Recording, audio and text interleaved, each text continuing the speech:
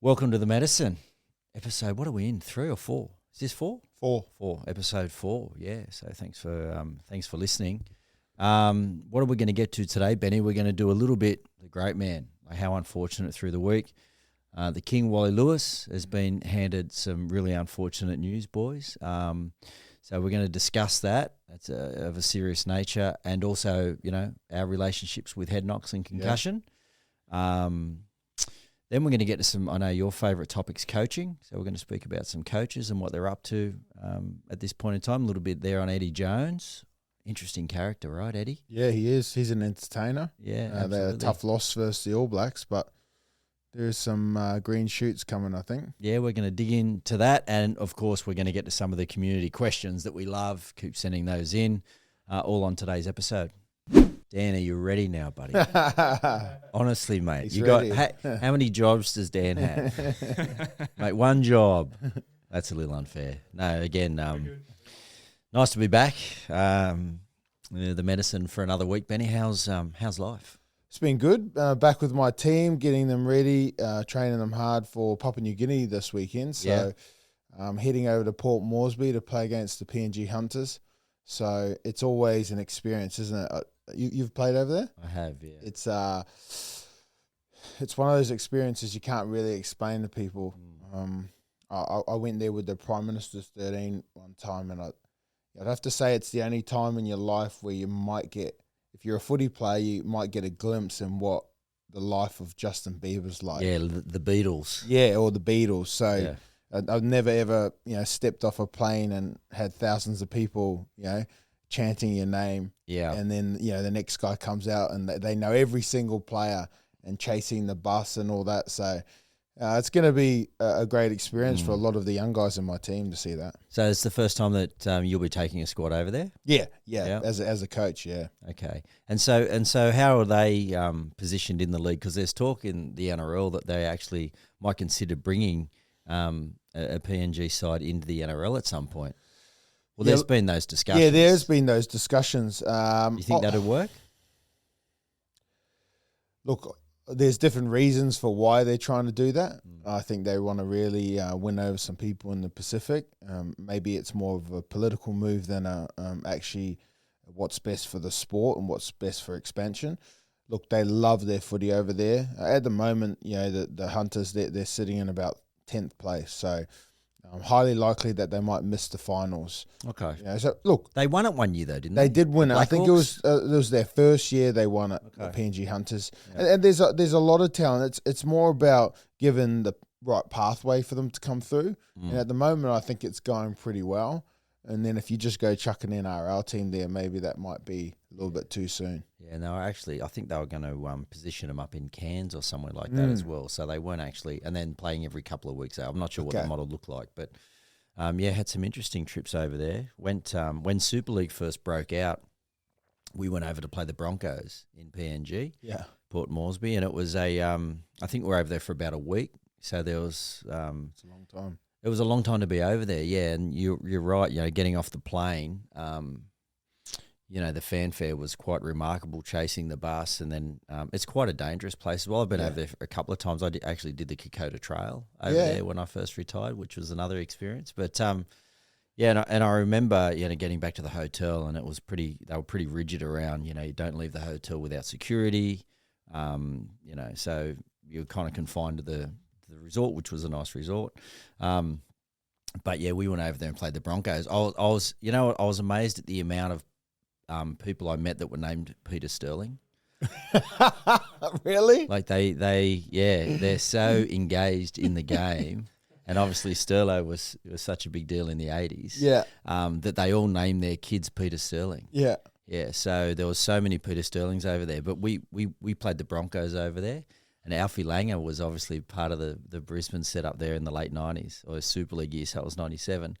And I remember that before we went on, they took us through like tear gas drills. Yeah. So if the crowd got a bit raucous, they would then shoot the gas, and then we would all go through this drill that we'd learned in the hotel. And, it was towels over the eyes and all that sort of stuff, So we're kind of hoping that didn't happen. But we got to the stadium there, and it was probably capacity there was 5,000 people that fitted in there. There was 20,000 people there. Yeah. And literally they were just hanging from branches or any sort of structure, for long periods of time just to watch this game. And at the end of the game, we all shook hands, and what would happen is security came and they all had German Shepherds, and they would all come in and around and put a circle around the players as we were trying to walk off, because at that, the floodgates had opened and everyone was on the field. And then any of the locals that would sort of come in to try and touch the players or shake their hand, they'd sick the dogs onto them. Oh, my God. So then what does Alfie do? Alfie starts, going to shake people's hand, and then they start jumping in. He's an idiot. Yeah, he's having... But no one was harmed, of course, in that scene. But it was it's an eye-opening experience, that's for sure. Yeah, no one's ever harmed around Alfie, and no repercussions ever come for Alfie. Yeah, that's right. We're talking about Alfie, a guy that he played a lot of State of Origin with over the years, had some pretty sad news through the week. A person that is loved in the game. The great Wally Lewis, a guy that I've been fortunate enough to work with over the last couple of years at Triple M. He comes in and does Origin. Yeah. A more passionate Queenslander you will not meet. But unfortunately for Wal and the family, he's been diagnosed with CTE, which is what I've learned about that condition over the last couple of years, Benny, and I think it was something that also got hold of Paul Green, is it doesn't discriminate. Yeah. I think it's something that as a former player and a current player, you need to have an awareness about. And unfortunately, it's really it's got the king, and it's really having an impact on his life. Yeah. Yeah, it's pretty confronting watching that episode with him sitting down and discussing, when he was being read those 5 words and he could only remember 2, and then he couldn't remember any but 1. And just sort of seeing that deterioration and how he had to sort of map out his days and his weeks to make sure he didn't miss anything. And, as a former player who's, suffered a lot of concussions, I'd probably look at that and just think, wow, the clock's ticking, isn't it? Yeah, the clock's ticking on me. Is that something that's going to come for me? And, we play a dangerous game and we risk it all. And I think we all really understand the consequences of the life that... Do you think we really do? When you're young, it's all you've known. You're on that path. Yeah.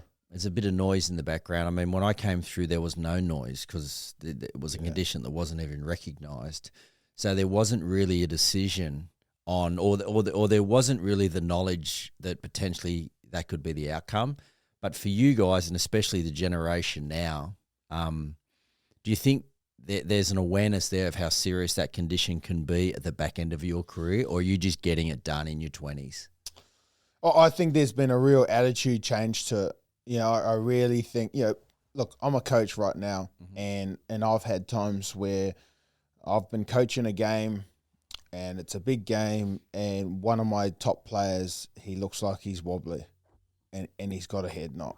And you send out the trainers and they might say, do the assessment. Is he all right? Is he not all right? But I get that player off. I think it's important for me to look after that player. And if they tell me, hey, look, he's got to pass this test, but it's looking like a 2-week stand down, I say, no worries.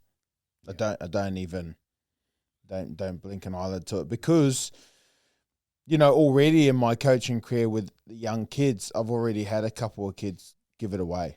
Yeah. Or had to step down for the season. On the back of that? On the back of concussions. Okay. Yeah. Two boys that I coached last year that are still Colts age have had to stand down for the rest of the season. Okay. Now, what I'm saying is, back when you were playing, that would have never happened. No. A player would never, at round 10, after 2 concussions and a few the year before, stand down for the rest of the season. Yeah. But that is the right thing to do. So I think that the processes are getting there. Yeah, it's interesting talking about concussion. Like, I won't name names, but I remember when I was first coming in NRL. I was young. I got knocked out in a game. I didn't know sort of what was going on with me. I was kind of just wobbling around on the field, and that was one of those ones where your teammates, hold you up and say, "Come on, brother, we need you."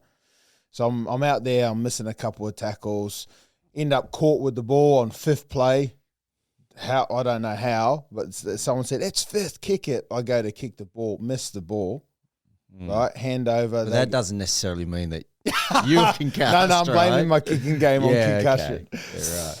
Anyway, we end up sort of losing the game off the back of that play. But I remember going in and seeing a coach that week and him giving me a stern word addressing down about being soft. You got to get out there. You got to tough that out. That's all. That's the language, right? Yeah, that's the language. In my day, I loved those times when I was sparked and I just fought through it, mate. You got to all these things and sort of put it on me that was my problem and that I had to just be tougher. Yeah. And then this is at the start of my career, and by the end, when I'm on my way out, all right, now we're starting to get looked after. Now we're doing the cognogram tests, and so things have changed. Yeah, in my career, they're heading in the right direction. Oh, absolutely. Yeah, it was one of those things that I would say the difference between my generation and now is it didn't happen as much because of the way that the game, like the athletes probably weren't as powerful. There wasn't the same sort of movement in the game. There wasn't the collision certainly wasn't the same in the effect that back then it was like one-on-one. Yeah, a lot of one-on-one. Clean tackles, around the hips, whatever. You didn't have a lot of the big Polynesian guys that were 110 kilos that had great footwork. Yeah. Like a big guy back in my day, like an MG or someone like that, love MG. But, didn't have the best footwork. Yeah. Never wanted to either, by the way. So, the collisions I think were different. You weren't going in high all the time, looking to catch and copping elbows and whatever that may be. So, and I also would say that at training it didn't happen that often. Whereas I look at some of the contact that they have at training these days, especially the clubs that are successful, and a lot of the focus is around the intensity that they train with. Yeah. I would say that it wasn't, there would be a good chance that guys were getting knocked around at training these days as well. You would see that. Yeah. A lot of guys. Would you guys have done much contact during the week? It was just starting to come in, and that's probably one of the main reasons I retired. No, but I remember the first time Royce Simmons was coaching in the late 90s, and someone had gone out, and those torpedo pants and that the Dragons used to wear in the 90s? Yeah. So some people remember them. Well, they turned those into a whole suit. So there was these tackle suits. Oh, yeah, the tackle suits, yeah. So they first started coming into the late 90s, and we were running around with these suits, like sumo suits at training. I mean, you couldn't move in them. They were ridiculous, but that was apparently meant to, protect you from a little bit of the impact. Yeah. So there were some bumps and bruises, but it wasn't the detailed work that you guys do these days. Yeah. No, so confronting, wasn't it? So I suppose, when you see something like that, Wally come through at a time where, there was no testing, there was no stand-down period, I'm sure, guys would have played a game of footy, left with a banging headache, had a blurry few days and played the next week. And as I said, that was probably what I was doing at the start of my career, but we started to get looked after halfway through. When I watched that doco, I was kind of hoping that maybe the back end might save me from something like that. Yeah, I think there's probably some things also like post career, like I'm really aware of. For me, like I came through with Paul Green. I played, against him at Origin. I played with him for Australia on a couple of occasions. I think I went on a tour with him and got to know Greeny quite well. And that's what really hit home, because when you think of, CTE and I'm not sure whether Mario Fennick's been diagnosed, but guys that just put their head in those positions, you kind of think, oh, well, maybe that's because of the way that he played. But then for Paul Green and then Wally, guys that were, in the halves, then the penny sort of dropped. And it was like, okay, so what can I do post-career to make sure, because prevention for me has always been better than a cure. Yeah. So then I looked into it and then I started taking some medicinal mushrooms. So I take a thing called lion's mane. Yeah. Yeah. Which is apparently really good for those neurological pathways and things like that. Minimizing alcohol. So making some changes to your life. Yeah. Because, every player that retires now, I think, needs to have an awareness of what's going on in the industry. Yeah. And I figured that there's the ways out there with, cleaner living that you can, I don't know if it's manageable. Yeah. Like I had my bell rung. Like we used to, it used to be like a badge of honor. You get your bell rung and you'd be back in the line, as you said. Well, that's what I'm saying. And, you just had to find a way to get over it. Yeah. I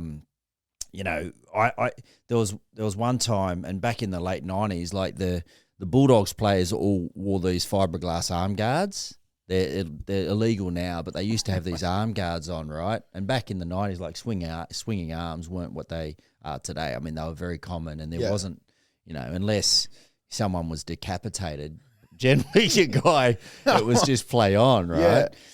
And we were playing at Penrith Park, and I sort of was away down the sideline, and Terry Lamb was coming across, and he was old and cranky. And as I was falling, I looked to pass, and he got me with one of those arm guards. I woke up in hospital. Oh. Like, I don't remember coming off the field. I don't remember the transition into the sheds. And apparently there was an ambulance that came up into the back of Penrith Stadium there. They wheeled me out on a gurney. And then I don't remember until my parents were standing around me in hospital, like in one of the wards there. So, yeah, there's some guys go through some pretty serious situations. And again, it also, and not that we want to get stuck into this issue again, because I think we covered it pretty well last week, but it comes back to those employment conditions of the players as well, and people saying, oh, how relevant is it, how much they're getting paid? Well, how many occupations out there are people putting, the health and well-being of their future on the line on a daily basis? Yeah. No, I remember a game I played over in Dublin, playing for England versus Ireland. It was in a game of the Six Nations. I got knocked out in that game. And same thing as you. I just remember sort of playing the game, and then bang, I woke up pretty much, or come to, in the sheds, sitting there, blood dripping down my face, swollen mouth. It's actually quite scary. And then it's those days after, it's the fog, the fog and the mood and the emotion. One of the things I always remember about being knocked out, and a lot of players go through this, but your emotions just go wild. Tears. So I've been knocked out in an NRL game, and been sitting in the sheds, and just started crying. I don't even know why I'm crying. I can't even stop, but it's just something's gone on with the brain, and it's all just coming out. It's got nothing to do with the result. And I think in the days after, you can really go through a bit of a dark time, and there's the things that you got to stay away from, things that you should probably always stay away from, but your phone. Yeah, right. You just can't be looking at a phone after you've been concussed, because that just mucks with all your recovery of your eyes, and alcohol. Yeah, you just got to stay away from that stuff. So interesting, you talk about post-footy, right? And you're thinking about your brain and how to best aid the recovery of all the trauma you've taken in terms of cutting down alcohol, because I think that's a massive part of it. Yeah. Because I think it's hard to say, but I would say a lot of people that have finished footy and maybe had a lot of concussions, and there's some guys that really go through some personality changes. Yeah. Those close to them, their teammates and their family would say, yeah, he's changing a bit. Yeah. And they always just think, oh, he's lost. He's lost after footy. He can't find his way. Yeah. I don't know if that's just you have to think there's a contribution of a lot of different elements. Yeah. But it's funny that you speak about, some of the protocols in place now. Like, we didn't even have those protocols. I don't think we even had phones in the 90s. I don't know when. No, you wouldn't have had phones. I don't think we did. But you wouldn't have had a baseline we'd go out test. We'd go out and get as drunk as the next guy after being knocked out and get out of hospital. And that's one of the worst ones. And that would be it. Like, there was no. And then you're training on Tuesday, and Tuesday was the bash up session, right? Yeah. So all those headaches and all those things were just cast aside, and you were just pushed out there again just to get on with the job, and you wanted to be. Yeah. Because you were programmed to think that you had to be. Yeah. So, and it's interesting to see the awareness now, like with what we've seen over the last couple of years, guys like Wade Graham, like Boyd Cordner having to, move on from the game at the back end of his career a couple of years early. But Kalen Pong is an interesting case in point. Well, he was obviously knocked out pretty bad over the last couple of years, or maybe last year. I'm not really sure. And then had some issues this year. Now, he came out through the week and said that he contemplated retirement on the back of some of the noise around where he was at with concussions. Yeah. How it was reported through Fox Sports was this is his quote. When I first came back, I was a bit nervous. I wasn't hesitant, but I was nervous just because at one point I was looking at retirement at 25.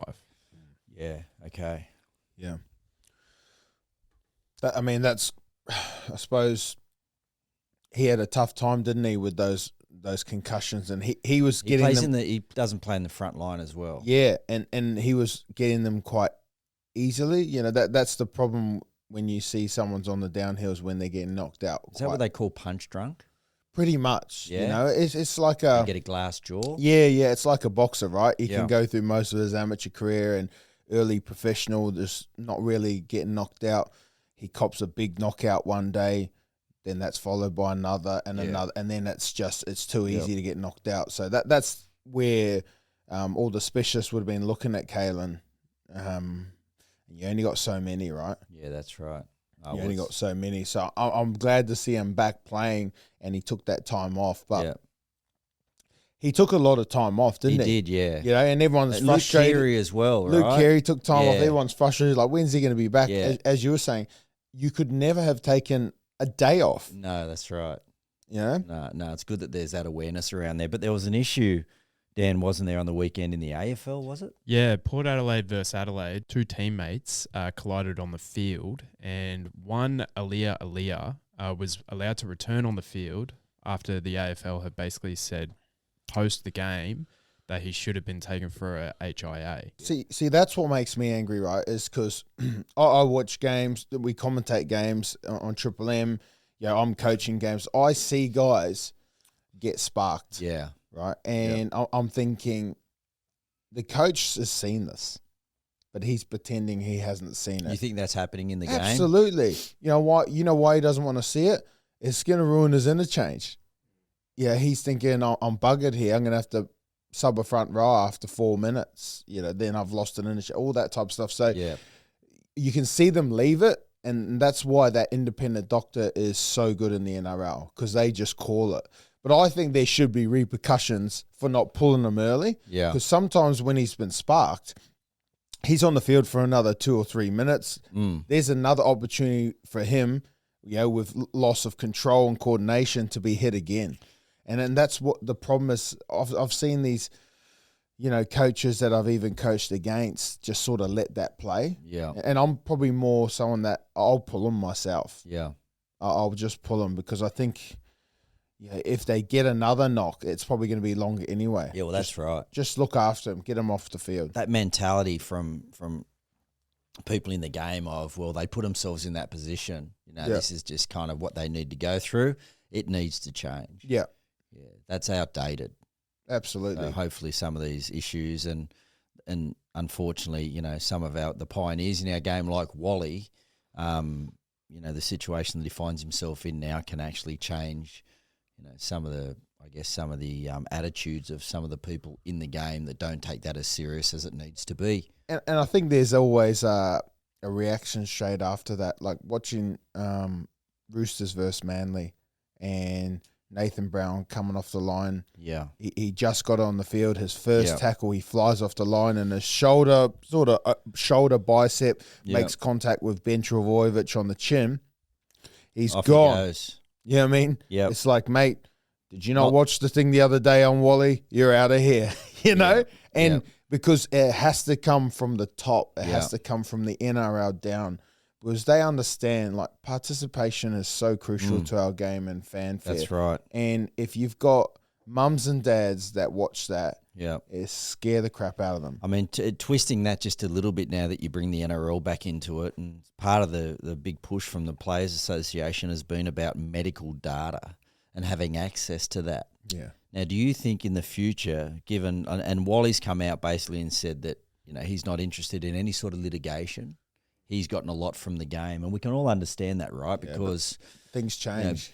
You know, things do change, but also there's guys that have come out of the game that probably have that condition that weren't as good as Wally, that haven't been able to, you know, get the rewards that Wally he deserved them, right? And he worked really hard for him. But there's players out there that have worked really hard, put themselves in that position, and didn't get the same sort of outcomes as the great Wally Lewis. So litigation down the path for some of those guys might be a reality. Now, if the NRL aren't, keep all that medical data to themselves and don't release that, is that going to make it more difficult for litigation down the track?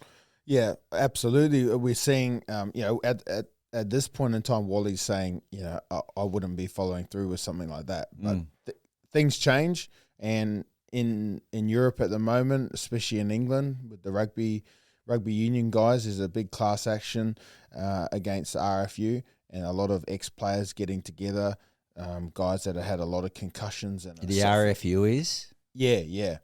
What's the RFU? Oh, sorry, the rugby what body's football. That?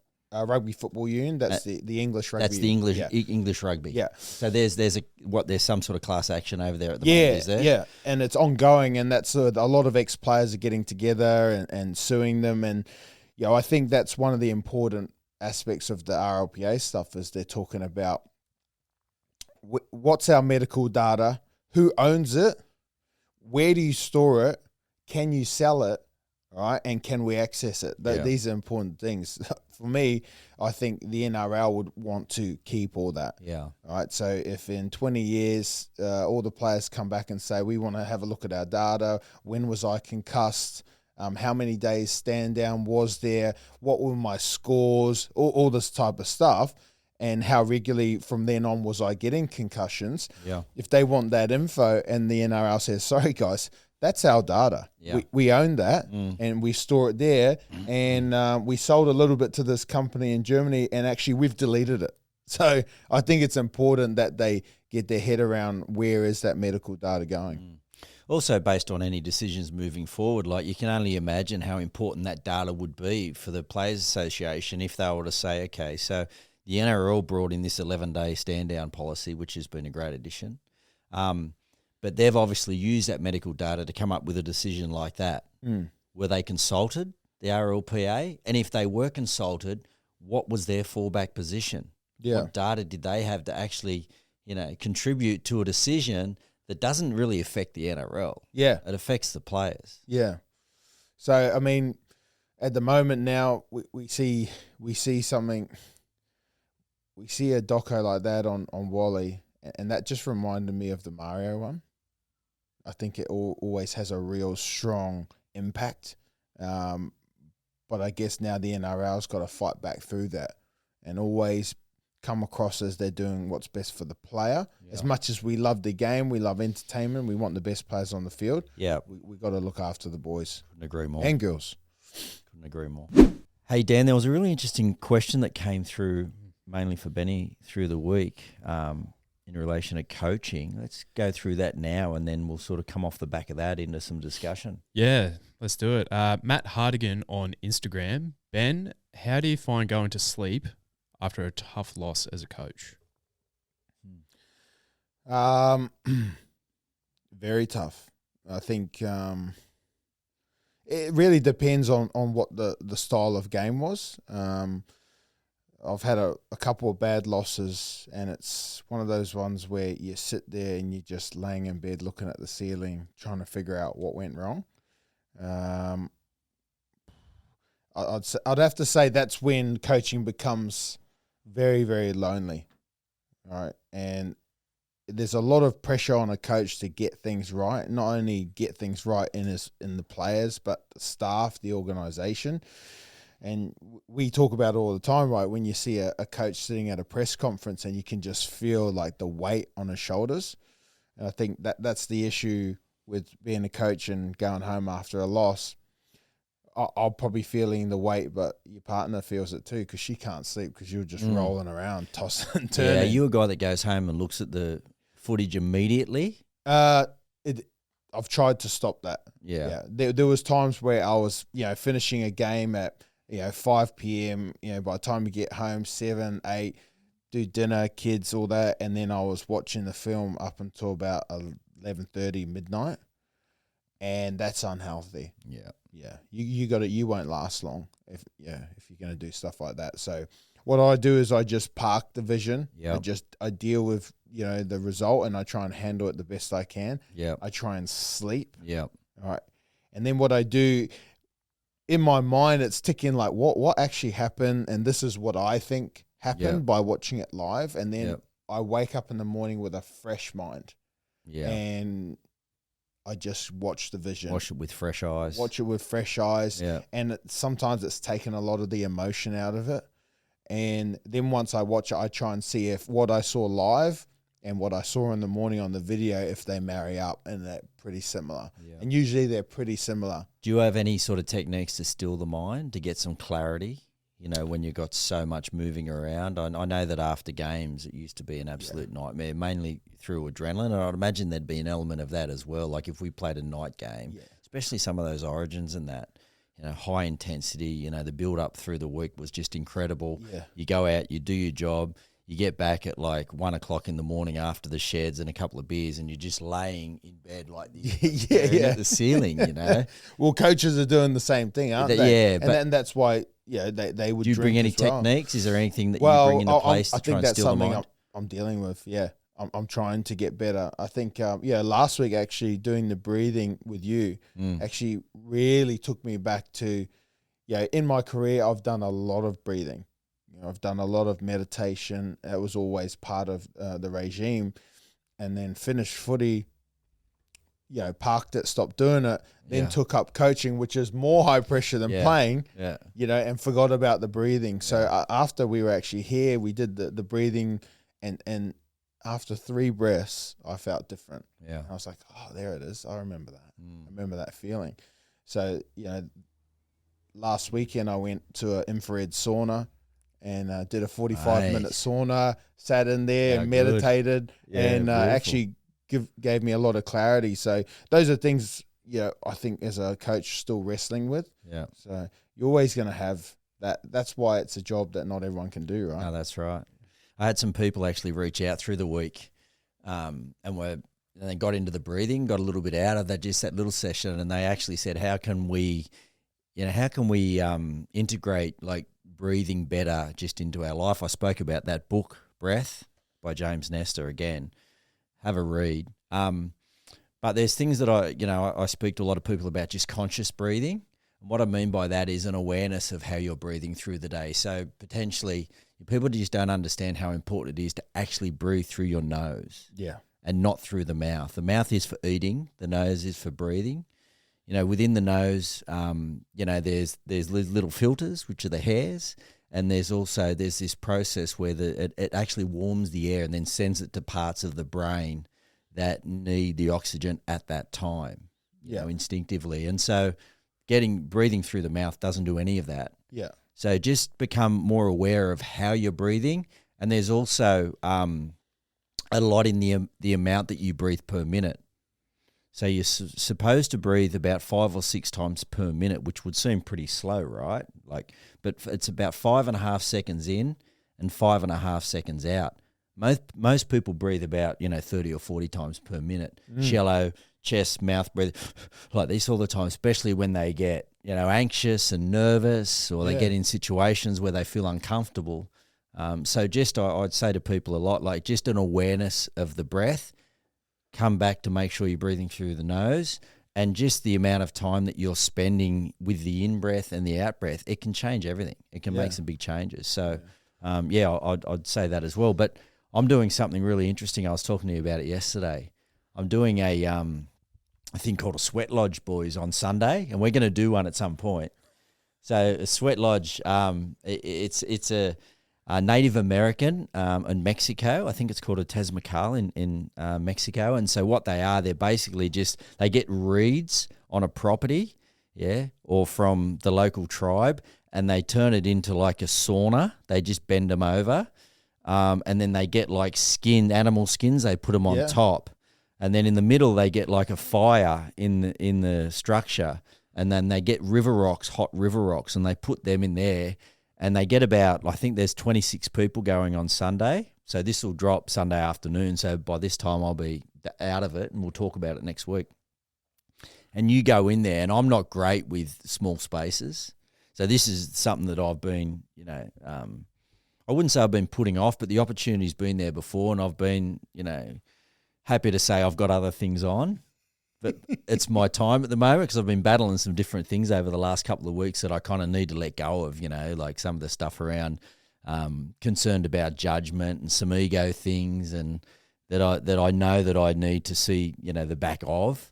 And I think this is a process that's going to allow me to do that. I'm shit scared, to be honest. Like it's, and you get in there for about an hour and a half and it's around ceremony. So a guy comes in, he's got a drum, and you want to get out. You absolutely just do everything you can to get out. And this guy that runs the ceremony, he's 6'4", big Native American guy, tells you to sit down, So I'm going there with a mate of mine on Sunday, and it's called a nipi. I think it's called a nipi. Yeah. And I'll give you guys a little bit of an update next week. You're going to be in a steaming hot sauna, jam-packed full of people with just the beat of a drum constantly. Yeah. Oh, my God. Just bashing whatever it is that needs to come out of us. You'll definitely find yourself in there. I know. It's going to, I'll hopefully lose myself. So a bit different from the infrared sauna. Yeah. Well, a bit different to the nice infrared sauna with fresh white towels at City Cave and a nice little jug of cold water. You can change the setting, red light, green light, blue light. Yeah. He's out here, trapped in there with animal hides. Yeah. Yeah. Looking forward to it. Wow. Well, if you have a good experience, maybe it's I'm something taking that you guys anyway, regardless. I think, part of the journey here. And is there is there a tap out? There's no tap out. There's no option. bell. There's no bell you can ring. It's funny. Like the guy that I'm going with does it a bit. He's a South American guy, and culturally over there they do it a lot, right? And it's always around ceremony. And he always says, the women go in, and I think their core body temperature is a little lower than the men's. I don't know if that makes sense, but no, it's a little lower. Yeah? So he reckons that, the feminine get in there and they just, you need to really go within, and they meditate and they sit in it. Yeah. And you've got all these muscly guys that come in that want to tick a box, that are part of men's groups or whatever they may have been. Yeah. And after 20 minutes, they're like, "Oh, my back's sore, get me out of here." And they're like, trying to push people out of the way to get out. So it's going to be, hopefully I'm not one of those guys. Yeah, it makes sense though that females can handle that heat. It's like sometimes I'll get in the shower and turn on after my missus being in here. It's like, say Jesus. Yeah, like, right. what are you doing? Are you trying to scold yourself? Okay, yeah. So, back to the coaches, and we don't, generally talk about too many other sports, although, there's no rules on the podcast. What did you make of, Eddie Jones and the build up to the Bledisloe last week? Well, it was interesting. And I think one part of it is people got to understand is theatre, and he loves a bit of theatre. And that's one thing I love about Eddie. Yeah, the fact that he can take a game that wasn't getting many pages in the paper. There wasn't getting many headlines. No one's too interested in it until Eddie comes out and says, the All Blacks, they better watch out. If they were to lose this game, their economy sinks and people go into depression. And he just, he got them wound up and everyone in Australia wanted to watch. And, for me personally, it was, I went to the pub to watch that game. I sat there and watched it with a few friends. And would I have gone and watch that game if he didn't say that? Probably not. Yeah. I really want to see what happened. And then, for them, I thought they were really brave, the Wallabies. I saw some really good signs from them, and they hung in there as long as they could. And then the All Blacks are obviously too good, too many big athletes. But after the game, I really enjoyed his speech at the end of the game, where he talked about the positivity and that he really believes in the group and he can see something building there. Yeah. Does that mean that he's got no one coming through? Because that sounds like a Wayne Bennett speech when he's at the end of his resources. Yeah. Look, I wouldn't say depth is a big thing in Australian rugby, and I don't think there's a lot of people for Eddie to turn to. I think the squad he's got is what he's going to move forward with towards the World Cup. But he's got a plan. And he's a very, very smart man. And I just think judge him after the World Cup is all I'd say. Yeah, but I was with him for 3 years in England rugby. And I think probably a year and a half, maybe 2 years out from the World Cup, I felt like we were training and playing a style that was to beat the All Blacks. So he was looking long term, and he was looking at the 2019 World Cup, and he was thinking, if you're going to win that World Cup, you got to beat New Zealand, right? Yeah. All right. How do you beat New Zealand? There was a certain style that he wanted to play. He wanted to play fast rucks, never let them get set, keep them on the back foot. Lots of pressure in the air, and what he did is he developed a team and a style, and we trained that way all the way through these years. Get to the World Cup, and Did you get beat by someone else? No, I didn't go to the World Cup, but England Yeah. beat New Zealand in the semi-final And got beat knocked by them who? off. But then they had to face South Africa in the Yeah, final, okay. and they lost. So Opposition. what I'm saying is he does have a long-term vision. Yeah. So he would be seeing the strengths of the Wallabies, and he'd be seeing the weaknesses of the teams that he's going to have to beat. Yeah. And even though he's losing right now, he's got a plan. I'd be really interested to hear, and I can go first because I've got a bit of a story, but about how he, with representative sides, it's really important that the coach comes in and brings people together that aren't usually in the same environment. So for us, it was Wayne Pearce was always really big on that sort of the psychology of sport, I think, and he, I think that was one of his advantages as a player. And then as a coach, he came into the 99 series. Now, everyone kind of laughed at this, but what he did, he took a group of guys out of their comfort zone and that didn't know each other and tried to give them something in common. So first he took us horse riding, right? And the infamous Robbie Kearns story where we're all horse riding about a week out from Origin. So as opposed to going out and getting drunk together and bonding to break down some of those barriers, he just put us in an environment that was really foreign to all of us. And it was a unique aspect. But it actually kind of, other than Robbie, it actually kind of worked because then we would all sit around and start talking about that different experience. And it wasn't until 2000 we had a lot of success, obviously, in the 2000 series. He probably put me in the first men's circles that I'd ever been in without even realising that I was in one. So what he would do, at the start of the camp, we would come in, and there was probably half a dozen guys there that were new and hadn't been in the system, and I didn't really know them. And the first thing Junior did, he made us all sit in a circle. He took us up to the Blue Mountains there somewhere and got us in this room. And he basically got everyone to stand up and tell the group the most dramatic thing that had happened to them in their life. Yeah. And so it was really, and it didn't give us a lot of time to think, he just sort of threw it on us. And then you had to get up one by one. And the emotion and the connection that came out of that group for a bunch of guys that had never probably been in that situation, like, domestic violence things. And like people just, the first couple of guys probably a little bit reserved, but then as it went around, it just opened up, man. And by the end of it, like we went on to win that series 3-0. The power of, men's groups or things like that, where you're just sharing those sort of emotions, especially for guys that don't get themselves in those situations that often, the connection that comes from that can be profound. Yeah, I mean, I've been part of a couple situations like that. I think in rugby league now, there's a lot of teams that are doing those types of exercises, where you can get up. I think what they call it, sort of hardship stories and sharing something personal about yourself to the group.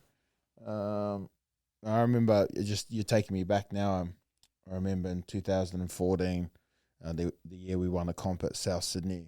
I vividly remember being in a meeting at South Juniors Leagues Club. And I'm sure this was towards the start of the year, and we had been knocked out of the finals in 2013, and we all had to stand up in front of each other. It was just, it was pretty intimate. It was just staff and the top 30, and you had to stand up in front of everyone and talk about what it means to you and why the season is important. And the emotions, like you said, it sort of starts off, a bit slow, and then someone cracks, and then the next guy cracks, and then we're all on here. There's tears everywhere. I vividly remember my point was, I was sick of losing. I was sick of losing, and I just couldn't do it anymore. And I'd been to 3 prelims, 3 prelims and been knocked out, never been to grand final day. And, that was an emotional experience, standing in front of a group to, bare my soul and my insecurities about, being a loser and never being able to get it done. Yeah. I think, that was a real powerful moment that everyone shared as a team. And those things don't always go on to win you something, but it can definitely bring you together, give you the best chance. Connection through vulnerability. Yeah, Pretty absolutely. special. In saying that, Dan, wasn't there a question from one of the listeners in relation to a tough period that they're going through? We received this last night from Katie Dennison. Sorry if that is a wrong pronunciation, but hey boys, loving the show.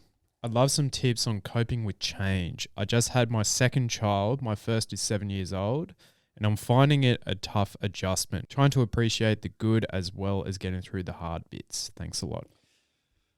Yeah, firstly, congratulations. I mean, how good's that? Kids are just the best, aren't they? Yeah. They're unreal.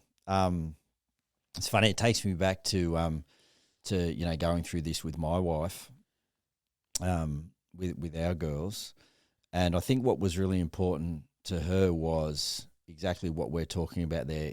Connection through vulnerability, like sitting with other people going through the same situation is really helpful. Being able to speak about the difficulties, but also, and she said, those moments of pure joy, and there's so many of those, when you get your little kids and they start doing the first thing. So sharing those moments, I think, is really important.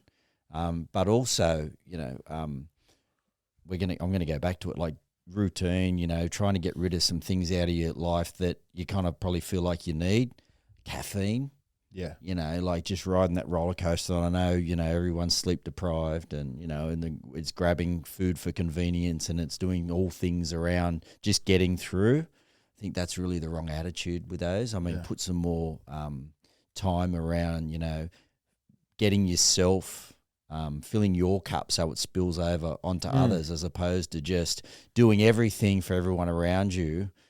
And then depleting your own resources would be kind of my advice to Katie on that one. Yeah.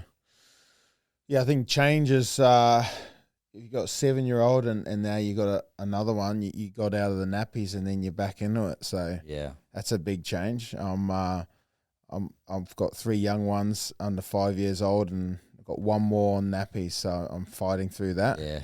Once we get through that. Gee, that's a good stage. That'll be a good change for me. You stop wiping ass. Yeah. Man. It's so good.